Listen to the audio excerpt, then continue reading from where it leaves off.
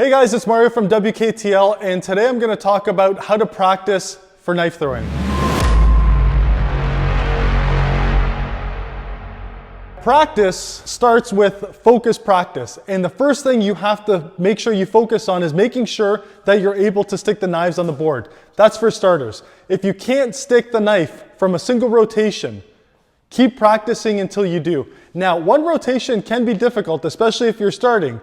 I'm going to be throwing with the Blackhawks today, and what I'm going to do is I'm going to find how I should be rotating the knife. And what I mean by that, and you're probably wondering, like, how the heck are you able to stick this knife? It's not even well balanced.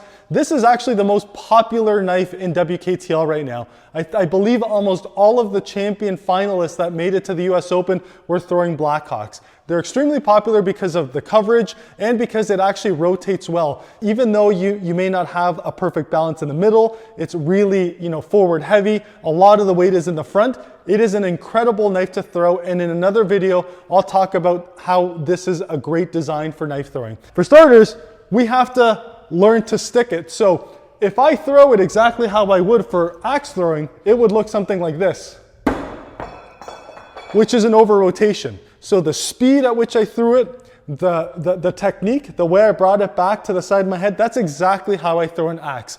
And the majority of the throwers in the world, particularly in the WKTL, they all throw their knives in the same way. Some of them will make some adjustments, and here's one of the adjustments that you can make. First off, you're starting at the 10-foot line. The adjustment I'm going to make is simple. I'm gripping it the same, I'm bringing it back the same, but the speed to which I release is actually much faster. So I'm actually flicking it closer to a dart than I am like an axe where I'm lobbing it. So instead of lobbing it like an axe, I'm actually gonna aim, release, and I'm gonna do it with a greater amount of speed. So that was a quick adjustment that I had made. Now the second thing I wanna talk about is making sure you find the spot that you're consistently throwing from. Do not change your throw, at least not yet. So when you're trying to figure out how to stick the knife into the board, and if you haven't gotten to that point yet, try different points on the ground. So what I will do is I'm gonna pick a marking specifically on the floor. So if this is the 10-foot mark, I really like this one mark right here. So I like to be about an inch just behind it. So I will pick a specific marking on the floor. My foot will always be there. And with my foot always being there, I know that that's my sweet spot for throwing. And so I can keep the exact same throw and throw over and over again, and I know it's going to stick. In that case, when I was trying to stack them, it hit the other knife and it fell down. That's the third thing that I want to talk about, is learning how to stack the knives. You saw in my previous throw, I did not move. That is not a great strategy, particularly for WKTL. When you see a lot of the competitors on TV and you see them on ESPN, you'll notice they'll be moving side to side. And that is the smart move, because you do want to move around the placements of your knives. So if I were to retake this shot, it's actually really tricky because the left side is basically blocked off. You'll see that this angle is basically a block to the whole bullseye. So I won't approach it from the angle. I tried approaching it from the middle, and it's a very, very slim area that I have to slip it. It's not impossible, but it will make it difficult. What I will probably do is I might play it safe and try going from the right side.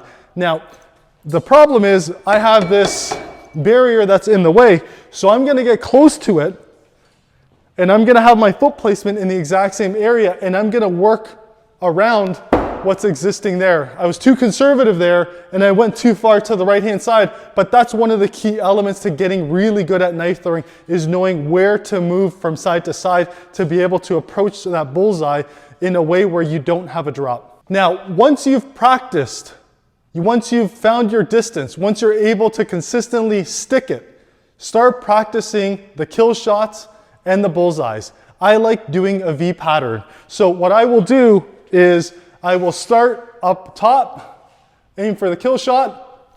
I will work my way down to the middle, and then I'm going to work my way up again to the kill shot. Now this forces you to be able to go for the kills when you need them, go for the bullseyes when you need them, and you still basically have the exact same area that you have to hit. One's higher, one's lower. That will help you control the knife better, to be able to adjust on a whim to go up high in a kill, or on a bullseye will help you achieve your goals as a knife thrower. Like anything else, knife throwing is about repetition. If you don't put in the reps, you don't put in the practice, you don't put in the work, you're not going to see a major improvement. Some of the top axe throwers and knife throwers in the world have a daily regimen.